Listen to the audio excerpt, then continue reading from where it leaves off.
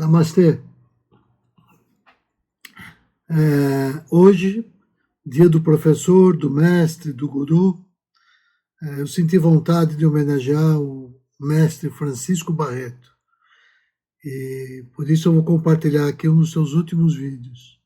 Esse gravado em 2 de abril de 2018.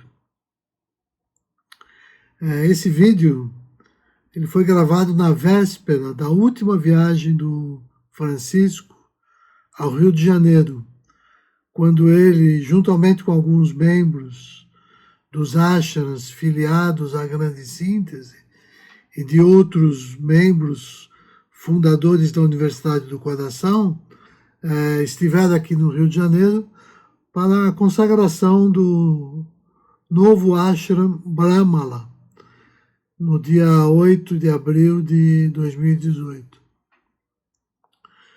O Francisco encerrou o seu giro pelo Rio de Janeiro com um evento no dia 15 de abril chamado A Via do Coração, um encontro com Francisco Barreto, que foi realizado no nosso apartamento.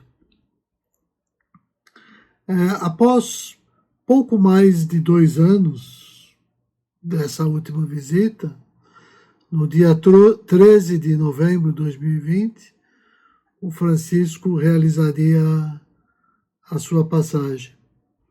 Então, esse vídeo que nós assistiremos é já dessa sua última fase, quando ele já começava a dizer a nós todos, né, que ele estava muito doente, que seu trabalho praticamente havia se encerrado e que ele não tinha muito mais tempo de vida. Então, o esforço empreendido pelo Francisco nas 5 viagens que ele realizou para o Rio de Janeiro, fez germinar aqui algumas das sementes da Universidade Shuddha, que a gente também chama de Universidade do Coração. Universidade do Coração essa é plantada no seio do Ashram Atma e depois na Grande Síntese. Desse modo,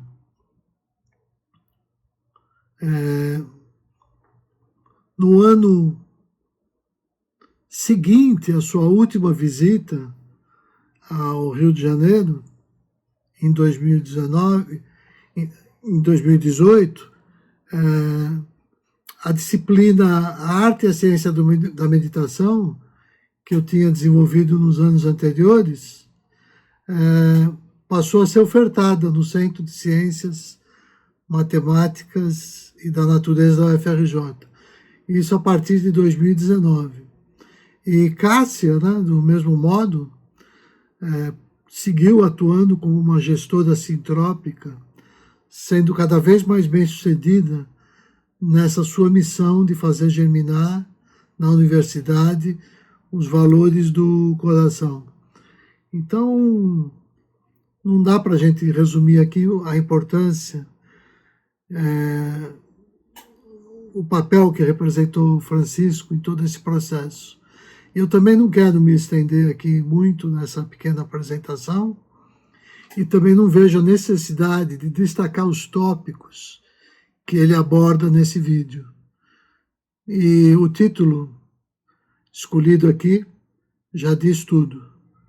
Uma aula de mística experimental. Então deixo agora vocês com Francisco Barreto. Namastê.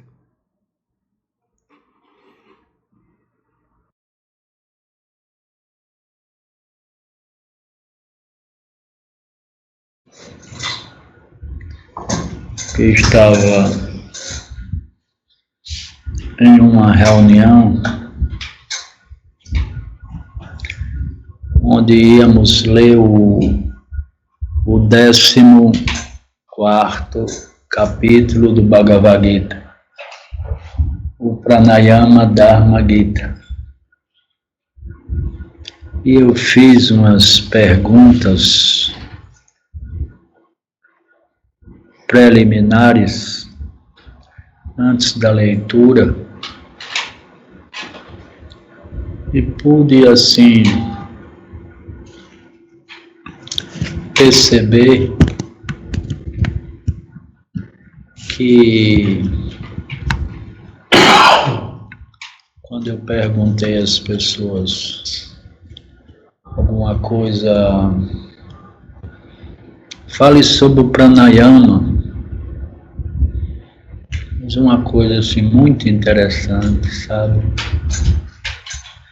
Que eu vi se manifestar em quase todo mundo, para minha surpresa, é que as pessoas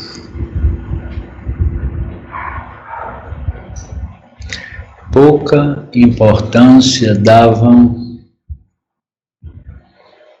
ao pranayama. E principalmente ao pranayama Sudha, que não requer que ninguém tape a narina do lado esquerdo, e inspire pelo lado direito, e nem o contrário, e nem se é pela boca, ou por nariz, ou por qualquer outra coisa. Quer dizer, e é o maior pranayama, é o mais profundo deles todos, eu posso dizer que é a coisa mais importante da minha vida, é o Sudha Pranayama. Sabe? Ninguém sabe quando eu estou praticando,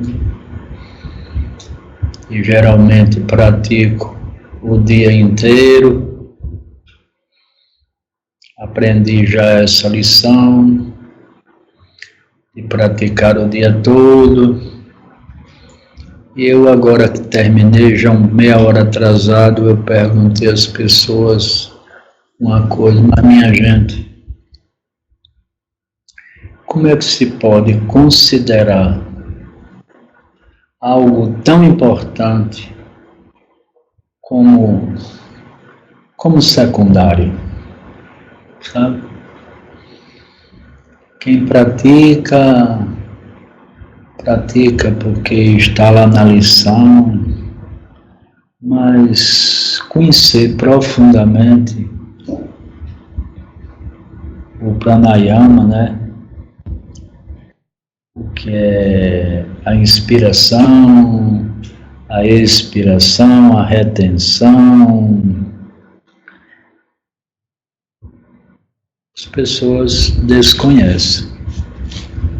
E eu fiquei assim um pouco surpreso, porque eu já repeti tantas vezes, mas quando se trata da doutrina, quando se trata do Sudha Dharma, parece que eu incorporo uma paciência ilimitada. E repito 1000 vezes a mesma coisa, como fiz hoje de tarde. E eu agora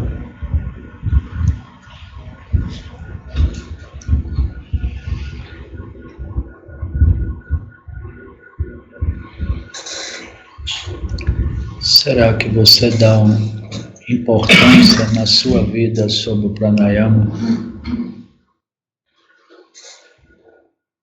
Não, devido à importância. E você, Ana? Você, Vilma?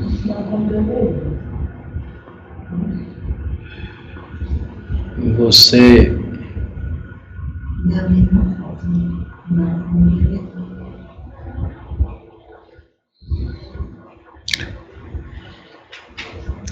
Isso é uma coisa, quer dizer,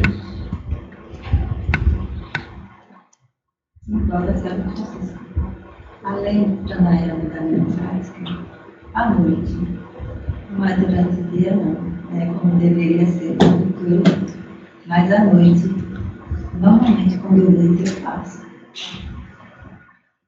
Todas as noites.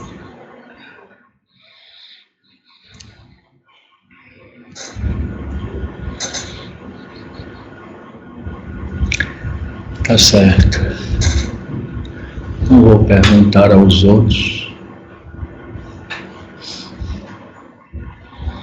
Queria apenas falar de uma coisa.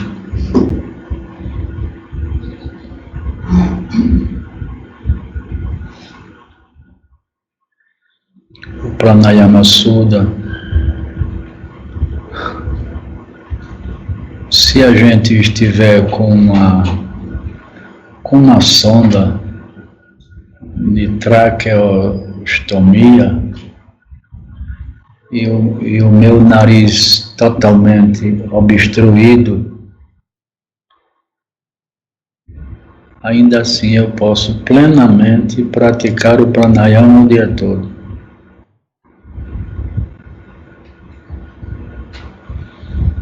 Então, e esse tal Pranayama Sudha é o mais excelente, é o mais profundo e que independe de qualquer coisa, sabe? Que você se recolha dentro de uma floresta para meditar, ou numa praia, ou num quarto abafado, ou em qualquer outro lugar.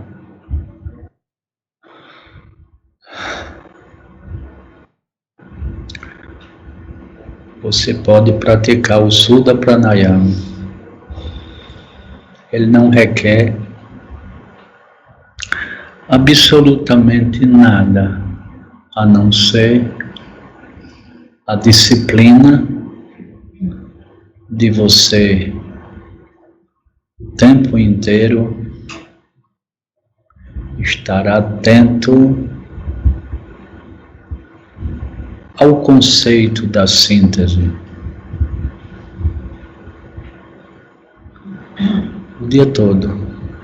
Quer dizer, bom mesmo é o dia todo fazer isso. Quando estiver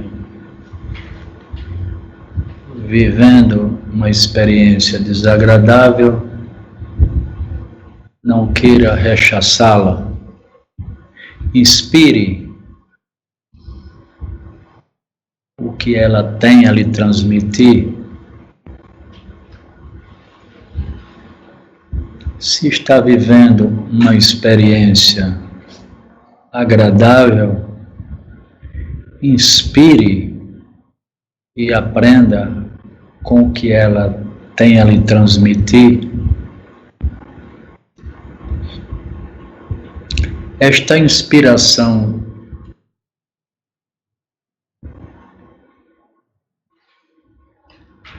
do conceito da unidade, do conceito da síntese, sabe? O dia todo e todos os dias culmina com você compreendendo na prática, que tudo é da natureza de Deus, tudo é Deus, tudo é necessário.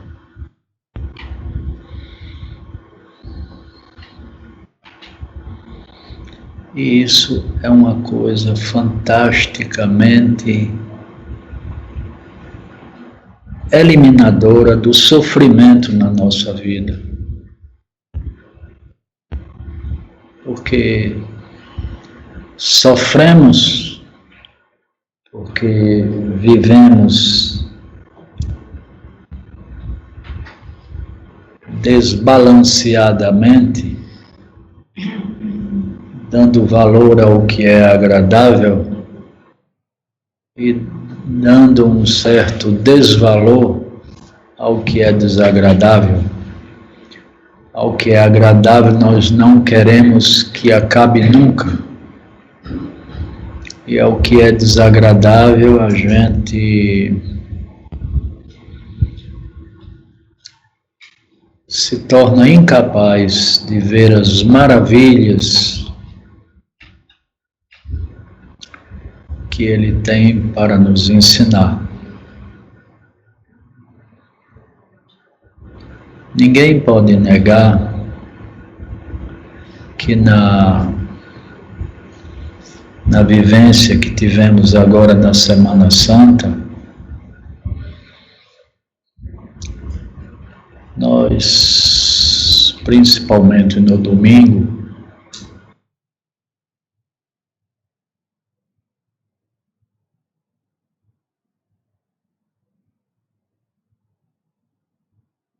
não visita a instituição.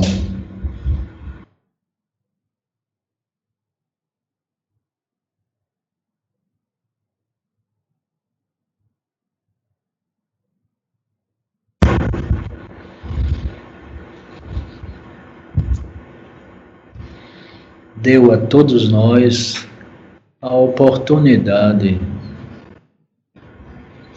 de praticar uma coisa muito importante, o caminho que nós nunca devemos caminhar. Insistentemente isso foi mostrado, principalmente no domingo, porque no domingo foi uma coisa muito forte, muito forte. Quer dizer, verdadeiramente uma aula, sabe, das maravilhas de uma experiência desagradável.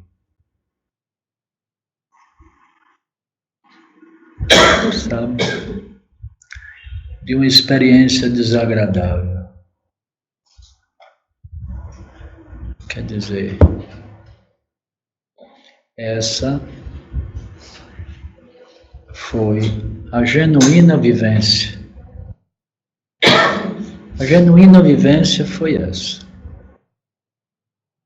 Foi ter passado por isso. Todos me viram quieto, equilibrado, passando por tudo aquilo e procurando o tempo inteiro. Eu dizia para mim, o que é que eu tenho para aprender com essa experiência? E era tanta coisa que eu tinha para aprender, sabe? E graças a Deus que em todos os dias da vivência, a pessoa insistiu e no domingo ela recrudesceu o intento dela de me desmoralizar, de me desacatar. Uma coisa interessante. Coisa interessante.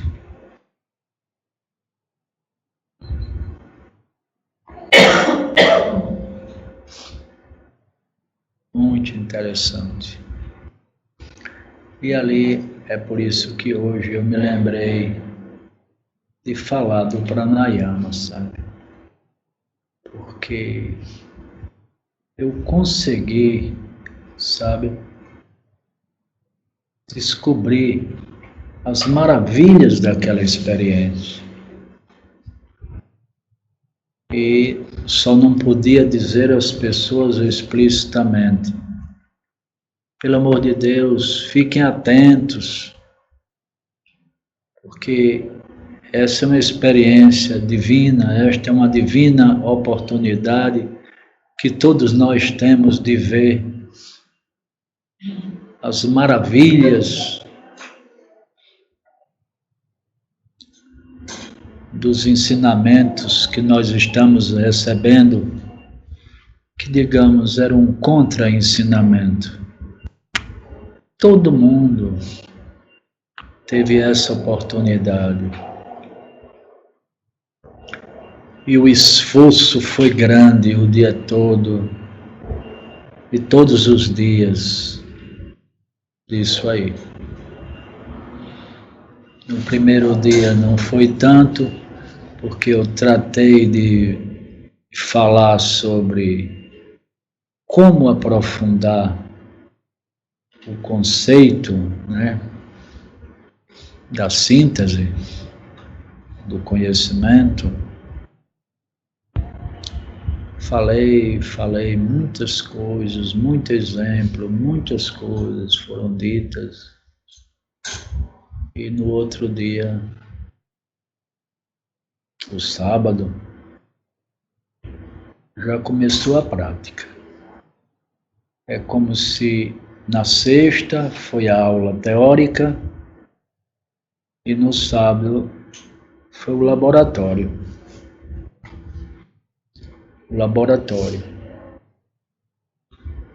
E eu fiquei tão feliz com aquilo, sabe? De ver quanto eu aprendi com aquilo tudo que eu estava vivenciando. Então, eu pratiquei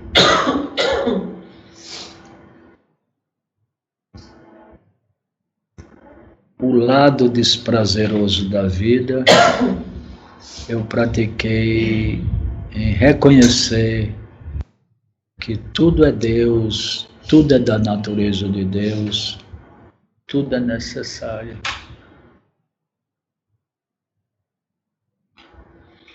Em momento algum quis que a experiência se acabasse, em momento algum eu rechacei a experiência, o tempo inteiro com paciência com ela, sabe? E naturalmente a experiência foi vivida. A metade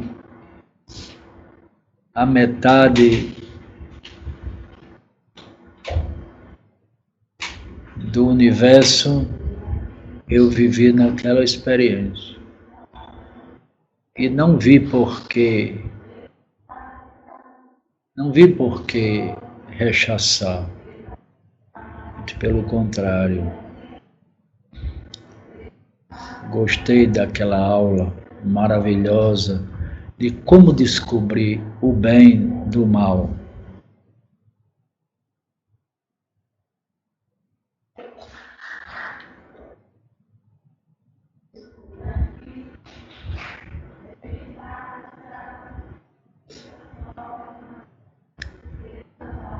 Depois, na casa que nós estávamos, lá na orla, realizando a exposição e a vivência,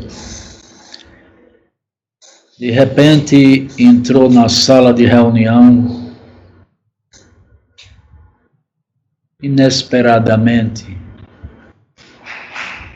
uma pessoa totalmente embriagado,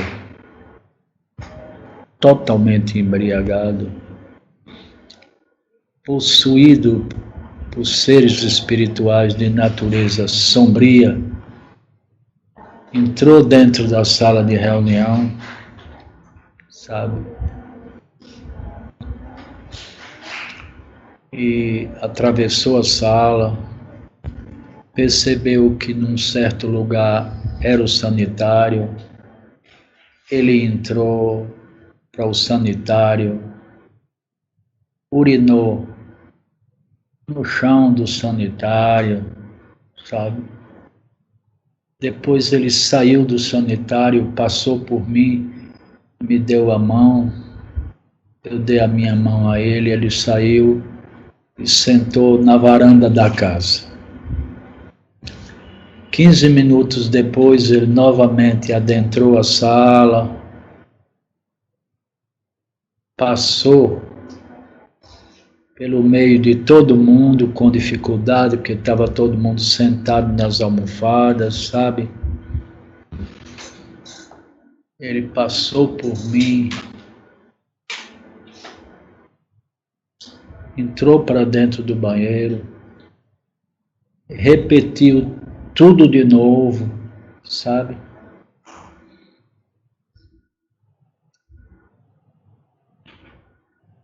E saiu do banheiro totalmente embriagado, novamente me deu a mão, sabe? Dessa vez olhou para mim, sorriu e bem baixinho ele disse: eu te amo. Poxa, uma coisa muito interessante. Saiu, pegou uma sandália, um pé da sandália de José, porque ele estava com um pé de uma sandália. Aí ele pegou a outra de José, vestiu e foi embora e desapareceu. Foi embora. Aí aparentemente todo mundo calado, ninguém teve nenhuma atitude externa, ninguém rejeitou. Eu achei muito interessante porque quando ele foi embora definitivo, aí eu provoquei as pessoas para ver se eles, como é que eles tinham se saído naquela experiência. Se eu não pergunto, estaria tudo maravilhosamente vivenciado por todo mundo. Mas eu provoquei todo mundo a falar. E a primeira coisa que disseram foi o seguinte: é que a pessoa que estava assim perto da sala do sanitário era Erinésio. E Erinésio, as pessoas já conhecem a atitude dele. Então, uma pessoa disse bem assim, isso porque eu estava provocando. Aí a pessoa disse, eu pensei que Erinésio ia, sei lá o quê, ia botar ele para fora daqui, ia dar uma surra nele, sabe? E Erinésio se levantou, se trancou no sanitário, jogou água no chão, lavou o sanitário, enxugou, passou pano, tudo ele fez. E aí a pessoa disse, que coisa incrível o que se passou na minha cabeça. Do que eu achava que ele iria fazer e do que ele fez.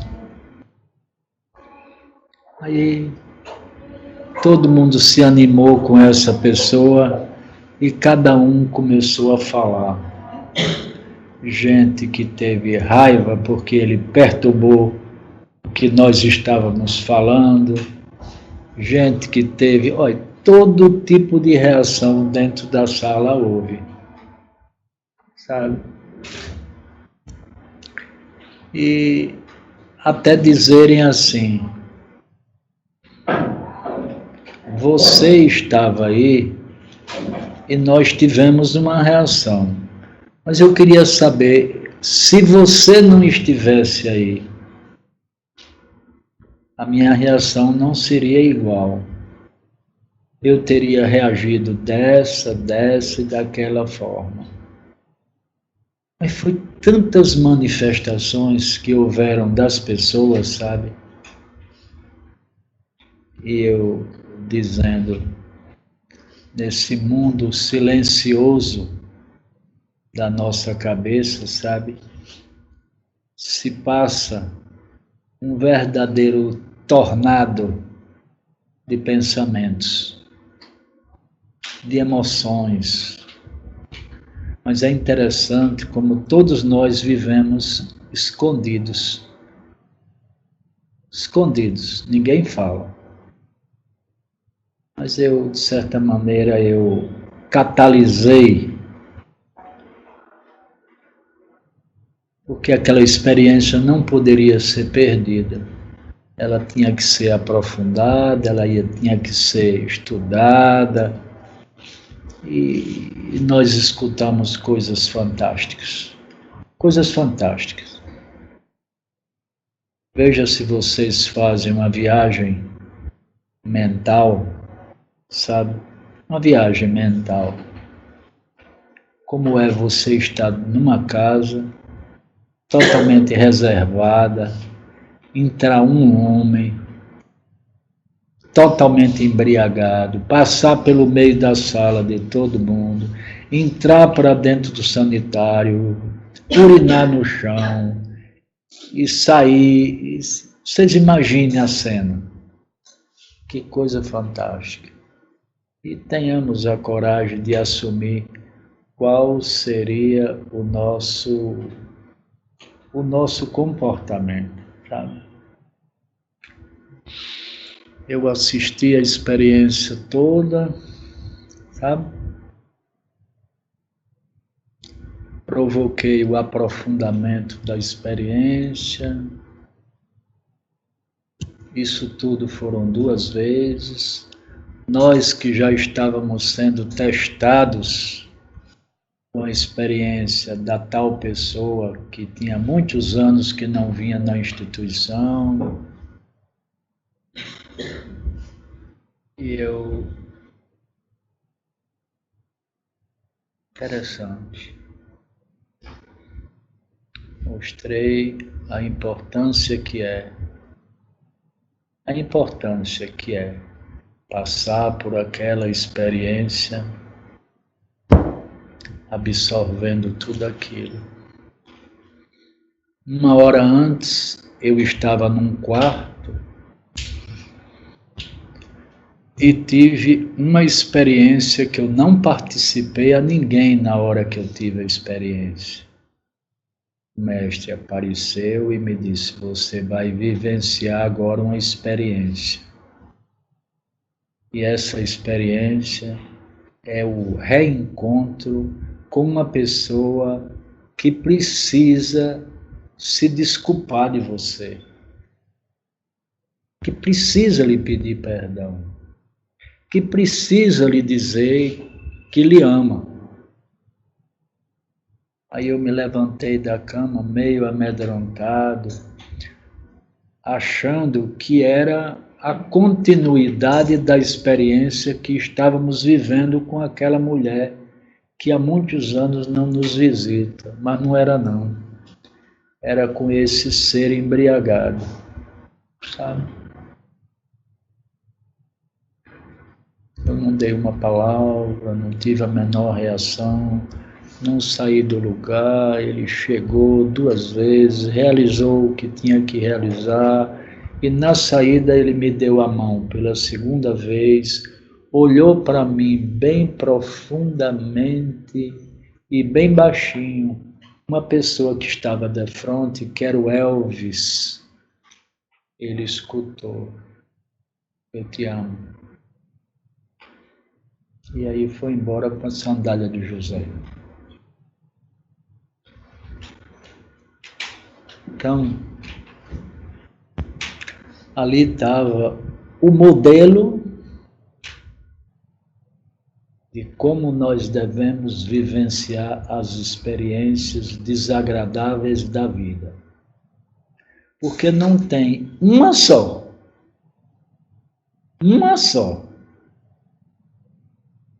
que não seja benéfica. A lei, que é Deus, sabe, não faz nenhum de nós vivenciar experiência alguma,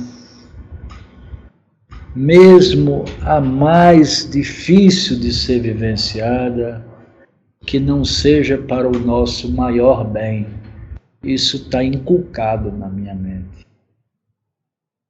que nós deveremos estar em qualquer situação da vida atento para descobrir o porquê de cada experiência da vida.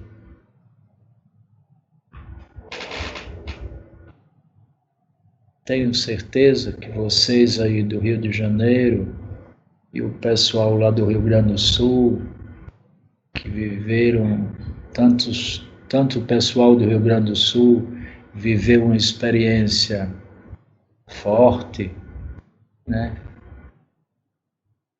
Estão saindo devagarzinho da experiência e eles vão aí para discutirmos sobre o que eles viveram. O que eles viveram. Vocês do Rio de Janeiro, que estão divididos em 2 grupos, e sinceramente eu acho que eu vou reunir vocês para falar de Puraka, sabe? Vou falar de Puraka para vocês. Mesmo os mais sabidos aí, vão ter que engolir a seco esse ensinamento, porque não estão realizando. Que vocês passaram de desagradável, criou-se uma cisma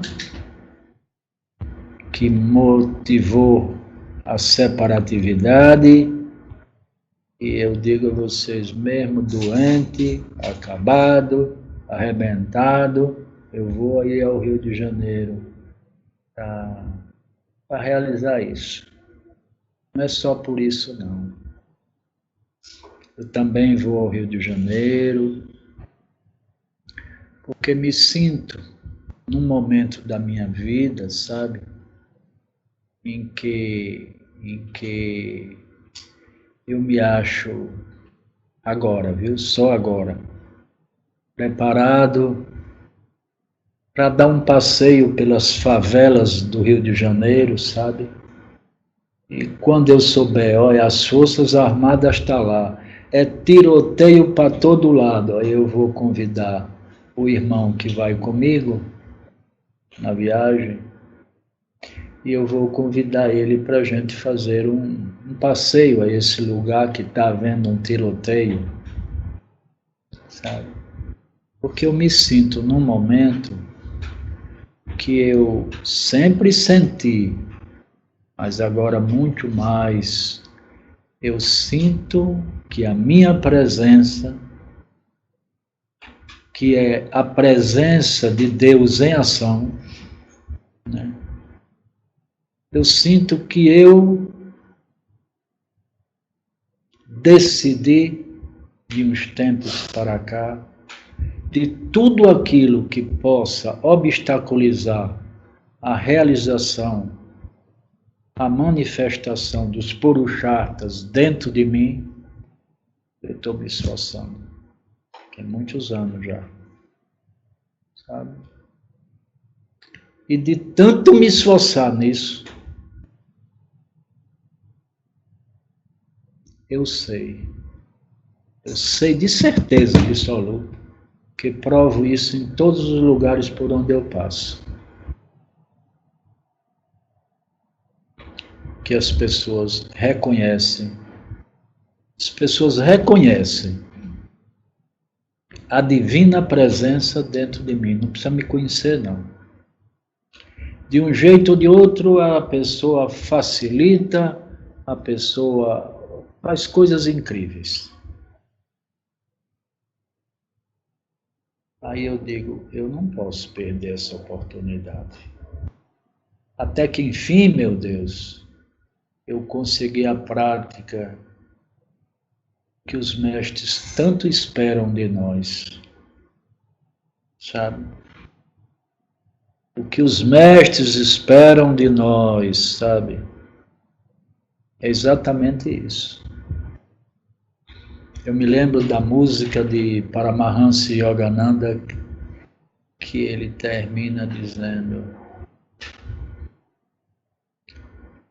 eu vou cantar todo que é melhor. Eu serei um cigano, eu serei um cigano, a vagar, a vagar, a vagar. Eu cantarei o que ninguém cantou, eu cantarei o que ninguém cantou. Eu canto pro céu, eu canto pro vento, eu canto pro céu, eu canto pro vento, eu canto pras nuvens vermelhas. A vagar, a vagar, a vagar, com eu vagarei, serei o rei da terra por onde passar. Serei o rei da terra por onde passar. Puxa, são tantos anos que eu conheço essa música, sabe? Tantos anos que eu conheço essa música e eu vejo isso o tempo inteiro. Ainda não é, porque eu ainda não aprumei a minha vida totalmente para que isso ocorra em todos os momentos, em todos os lugares. Por onde eu passar, as pessoas estão vendo Deus em ação passando. Isso é válido para mim, isso é válido para qualquer ser humano, porque a mesma fagulha de Deus que está em mim, está em todos os seres. E, portanto, isso é algo realizável por qualquer um de nós. Qualquer um de nós.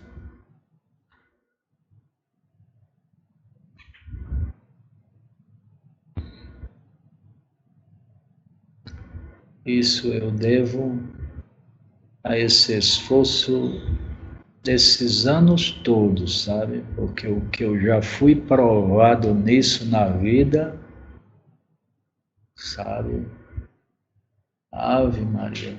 Tanta da coisa que eu vivi nessa vida, sabe?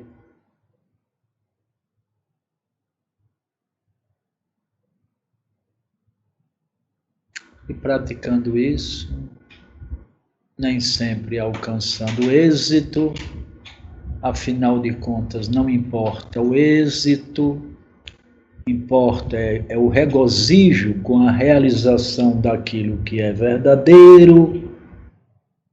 O fruto da ação decididamente não me interessa, nem deveria interessar a ninguém, mas que todo mundo deveria estar regozijado com a ação que ele sabe ser justa, útil e necessária.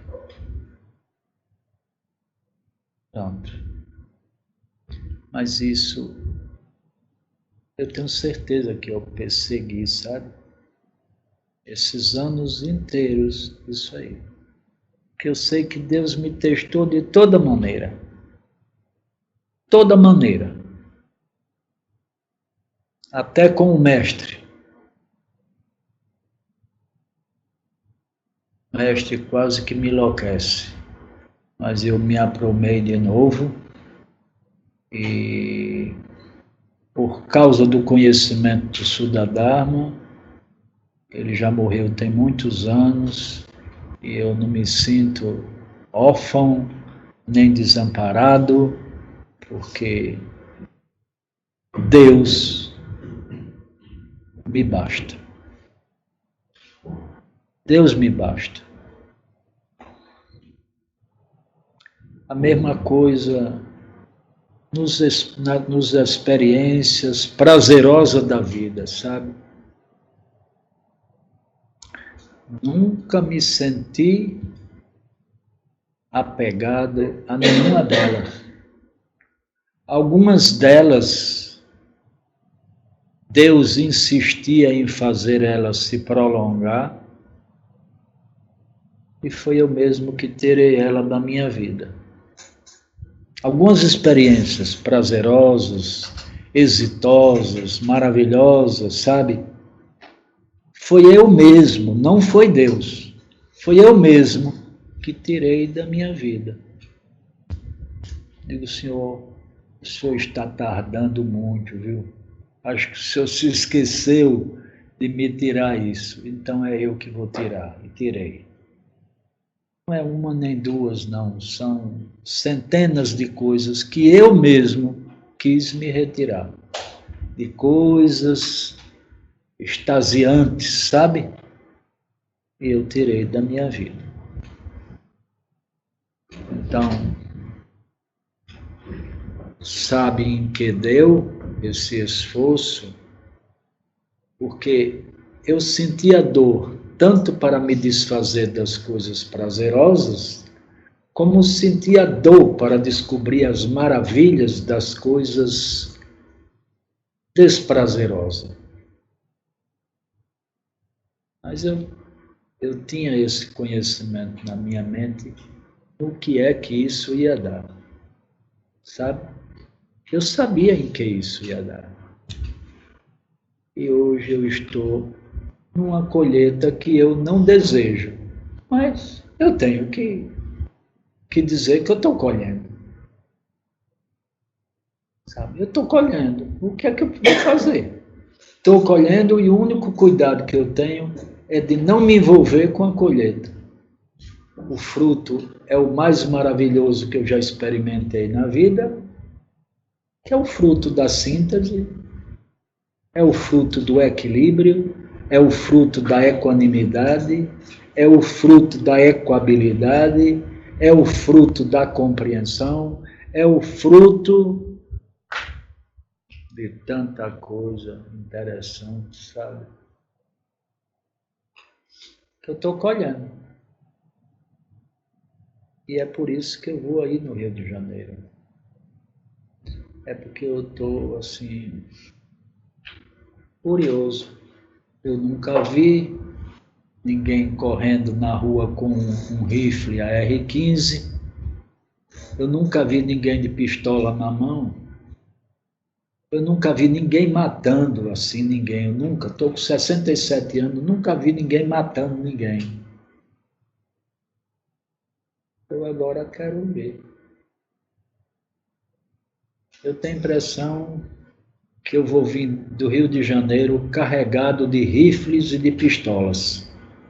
Que algumas pessoas vão me entregar os rifles e as pistolas e eu, na primeira viatura da Força Nacional que eu encontrar, eu digo, irmão, eu fui fazer um passeio na Rocinha e estou aqui com alguns rifles para dar a vocês, que o povo lá me entregou. Olha, essas pistolas, também queria devolver para vocês, porque cabe a vocês dar o destino certo. Eu vou fazer isso, sabe?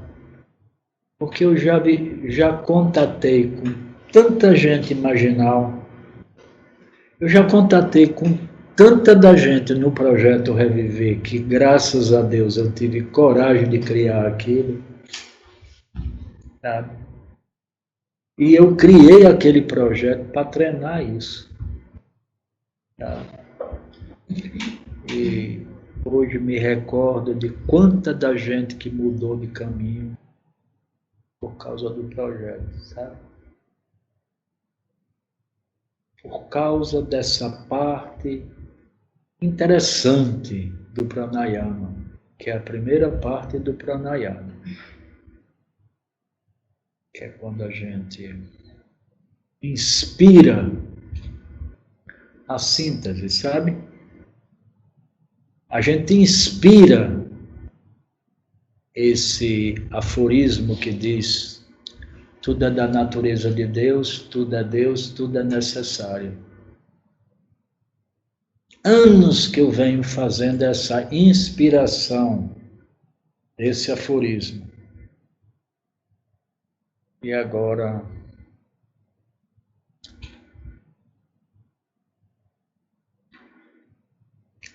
eu falei a vida toda, mas eu sei que a hora certa de falar é agora. Como diz Lao Tse, primeiro ser, depois fazer, e só aí então dizer. Lao Tse disse isso e isso sempre me impressionou. Sempre me impressionou esse dito do mestre, sabe? E eu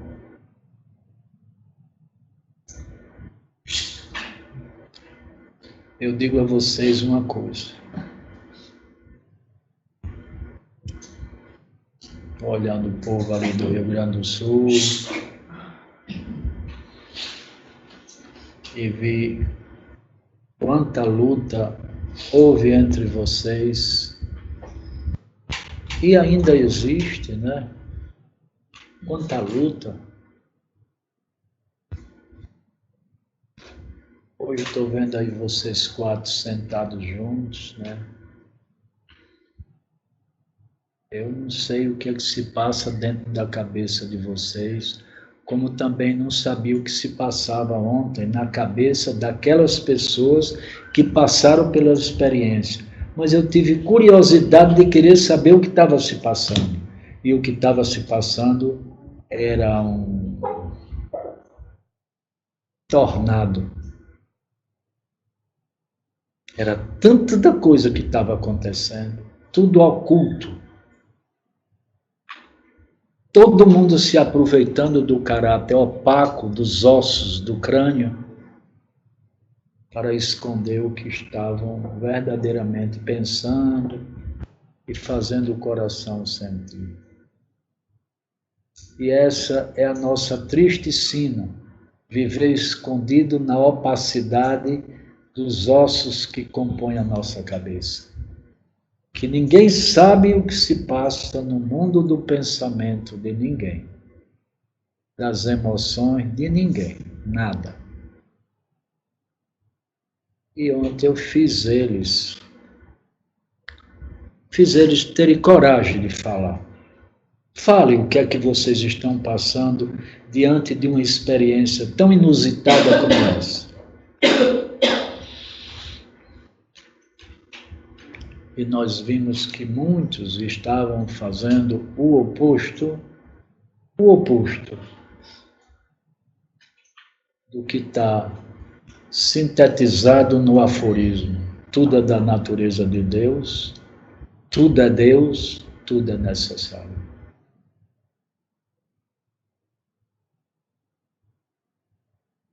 Quanto a vocês do Rio de Janeiro, é uma coisa incrível. Fica assim olhando para vocês, sabe? E não é por acaso que cada um está aí num quadrado. Alexandre em um, Rubens em outro, ali tem outro quadrado, sabe? Ou pega. Transformar isso numa coisa redonda tem me dado muito trabalho, sabe? Muito trabalho. E eu, por amor a vocês, e a Rocinha e ao Complexo do Alemão, eu vou aí. Eu vou aí. Não sei, ainda vai ser quase do mesmo jeito que a primeira vez. algo na casa de Rubens e Cássia e algo na casa de Daniel. Gostou, Daniel? Não, né? Tá bom. Eu vou acreditar. Mas é triste isso. Para mim, para seres dotados de tanto conhecimento, conhecimento que está estacionado lá, no mundo do conhecimento. Está lá estacionado.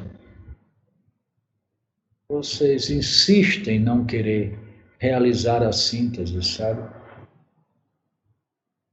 Eu sei que posso estar desagradando vocês, mas eu nem estou aí, nem estou chegando.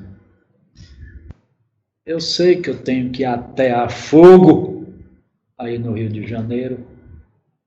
Para onde a verdade não estiver, vai voar pedaço para toda a banda. Mas eu sei que eu tenho que fazer isso. Eu sei que eu tenho que fazer isso. Vocês é a configuração da separatividade, falando de unidade o tempo inteiro.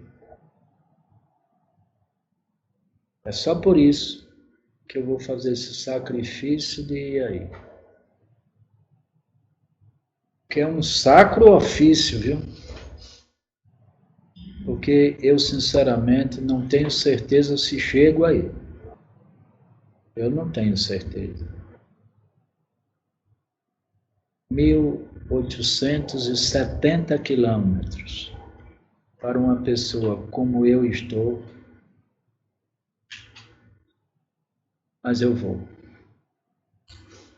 Se é minha última cartada, vai ser ela. Agora, por favor, se eu morrer aí, me tragam para Aracaju, porque eu quero vir para cá. Eu quero me enterrar na fazenda, sabe? Se eu morrer com a bala perdida lá no complexo do Alemão, vocês, por favor, comuniquem aqui em Aracaju, aluguem um ônibus, um trem aí, um avião e me mandem para cá. Que eu não quero me enterrar aí. Mesmo assim eu vou. Eu vou. Estou levando o caminhão cheio de coisa, cheio de bichos.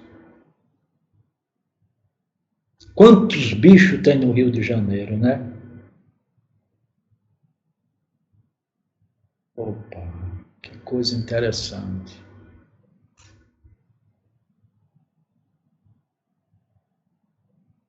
Eu já vi essa instituição, eu já vi isso no Brasil inteiro. Eu já vi isso no Brasil inteiro, por causa de uma besteira e um cargo que alguém supunha que eu desejava ter.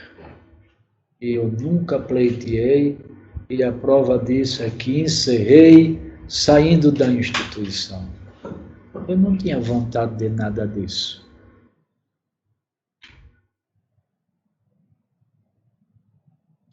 Foi importante para mim ver o comandante desse processo de separatividade falecer e a filha se lembrar de me comunicar.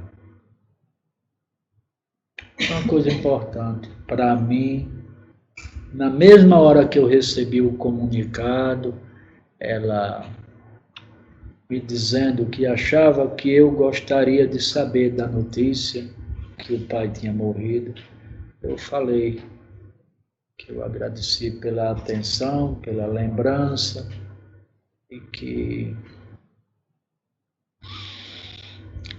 foi bom que tudo tivesse acontecido exatamente desse jeito. A mensagem eu não deixei para pensar, para fazer no outro dia, não. Foi na mesma hora. Sabe? Não me pergunte se isso foi integralmente de acordo com a minha vontade. Não importa. O que importa na minha vida toda é que eu fiz o que queria e o que não queria. Bastava que eu reconhecesse que era a verdade, eu ia fazer. Eu não deixava para praticar o bhavana no outro dia, não. Praticava na hora. Às vezes só Deus sabe como, mas praticava, sabe? E é o conselho que eu dou a vocês todos daqui de Aracaju, esse mundo de gente que está aqui sentado, e vocês todos que eu estou olhando, o povo de Maceió, Márcio ali, e o povo todo. Eu dizendo a vocês, realizem através desta prática sagrada de Puraka, sabe? Este exercício crucial, que é de vivenciar os dois lados da dualidade, na esperança que um dia eles se unificarão. E eu verei como uma mesma e única coisa. Eu não sei se é melhor o bem ou se é melhor o mal. Eu fui vendo aos poucos que todos dois me ensinavam. Sabe? Todos dois me ensinavam muito. E agora, nesse momento,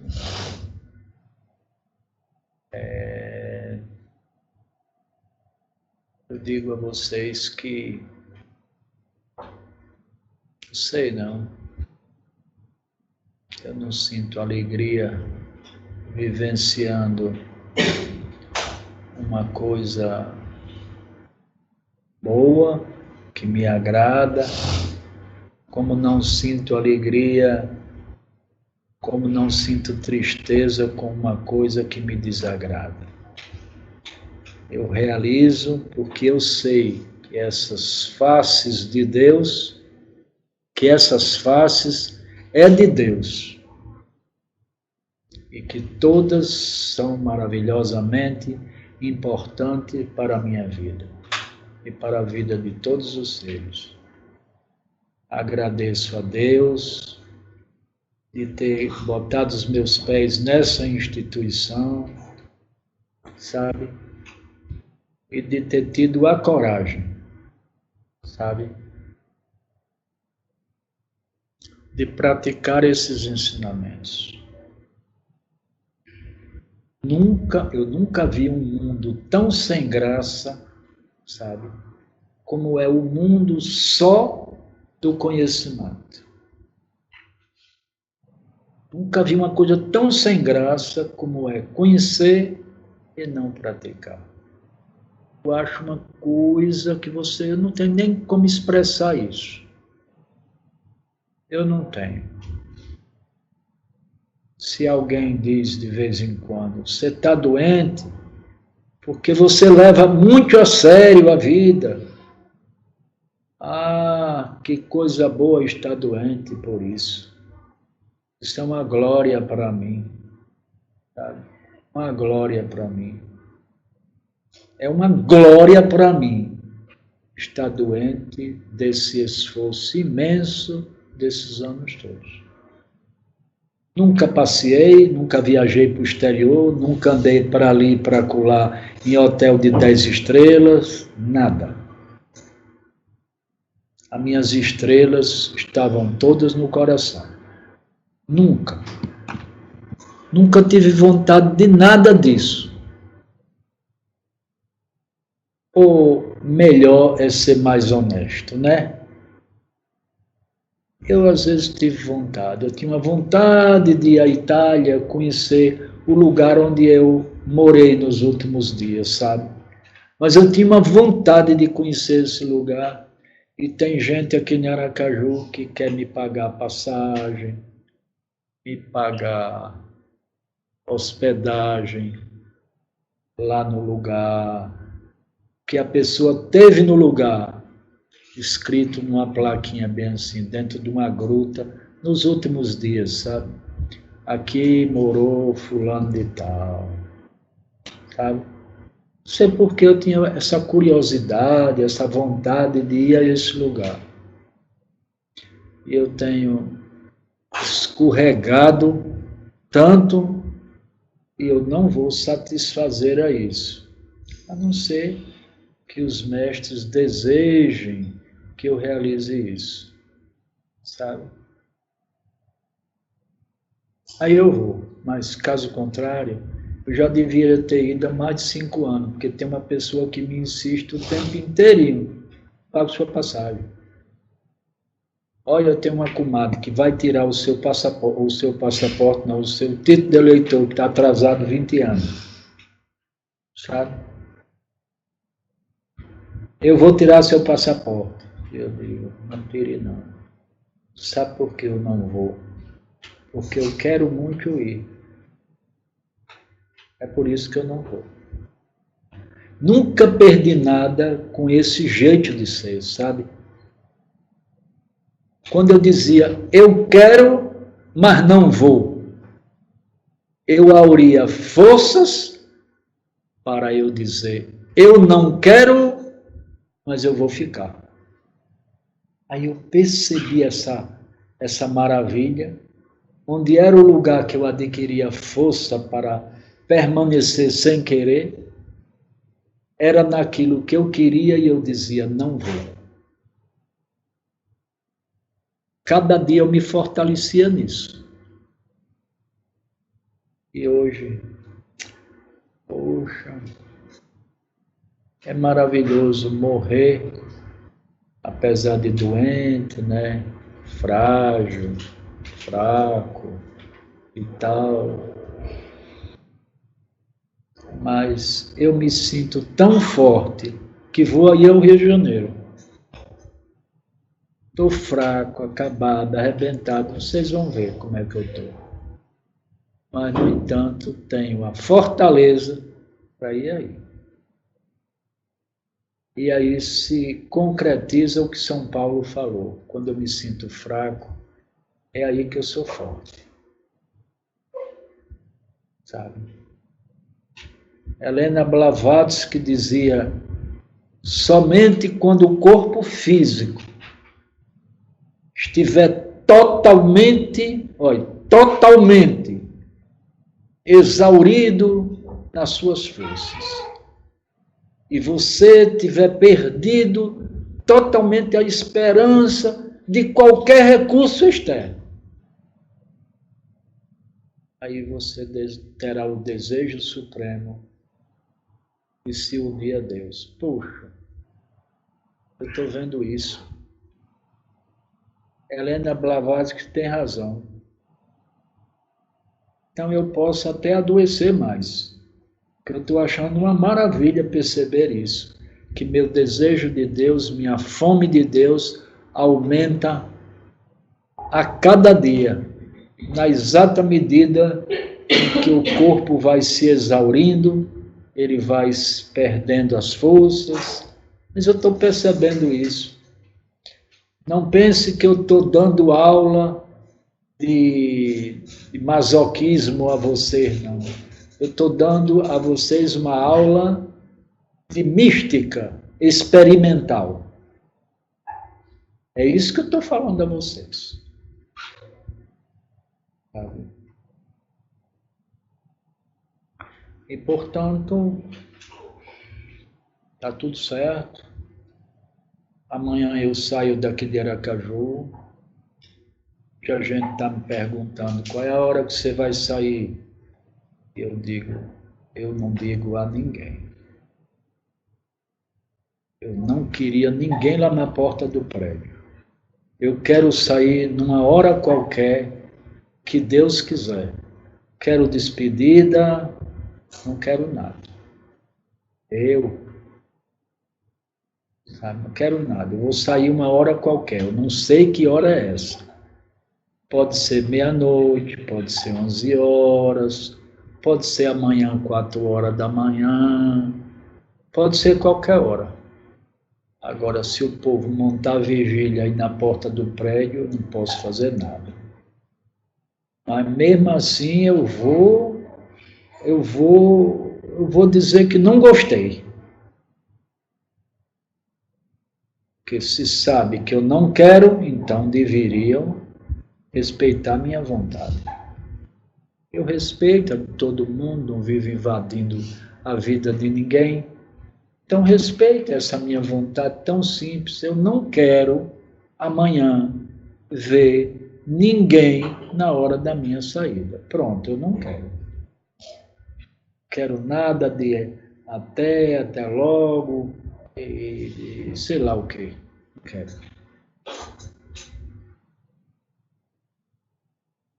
Quero uma coisa simples. Bem simples. Sabe? Eu preciso me preparar para chegar aí no Rio de Janeiro. Estou indo para aí assim, com uma vontade, sabe, tão grande de fazer esse pouco Deus que eu já irradio, sabe?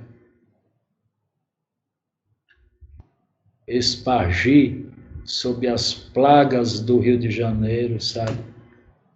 Essa pequena bênção que é a divina presença do sagrado dentro de mim. Ainda é pouco, eu sei. Não pense que eu me iludo de já ser um farol. Não. Eu sou uma candeia de óleo diesel, sabe? Mas que ilumina, muda, transmuta a vida de muita gente. Mesmo assim, a minha candeia, a luz, é do tamanho de um grão de mostarda, sabe? Mas eu queria sugerir a vocês uma coisa. Vão assistir aí no Rio de Janeiro e no Rio Grande do Sul um filme chamado Madalena. Está passando aí, não está? Já parou de passar aqui no... Passando no Brasil todo, tudo num dia só. Sabe? Eu acho que depois que vocês assistirem esse filme, vocês vão virar de ponta cabeça. E vão dar graças a Deus, de ter conhecido Sudadá. Sabe? Vamos assistir esse filme antes de eu chegar aí. Madalena. Pronto. Mas eu não tenho mais o que dizer. Que é uma aula daquela que foi na reunião. Foi um experimento. Ali foi um laboratório. Ali não tinha teoria. E depois vocês viram que o que me sobrou foi 8 minutos. 8 minutos apenas. Muito marcante. Hein? Muito marcante. Foi. E eu disse, não tem problema não, eu dou conta, nesses 8 minutos eu vou dar conta de falar o que é necessário. E, como diz ali Rebeca, muito marcante. Eu vou terminar. Vocês sabem que nos últimos tempos eu mudei de metodologia, né? Antes eu fazia vocês todos falarem, né? E agora eu não sei o que foi que deu. Que eu digo a vocês assim, boa noite, namastê, eu vou desligar o ventilador, o computador. Quero conversar nada. Quero conversar nada. Eu me comunico com vocês na estrada para dizer a hora que eu vou chegar. Se é que eu vou chegar. Mas chegando ou não chegando, eu tenho absoluta convicção que estou cumprindo a vontade de Deus. Então não importa. Não importa. Vou pedir a Fábio para desligar o ventilador, o computador. Namastê, boa sorte para vocês.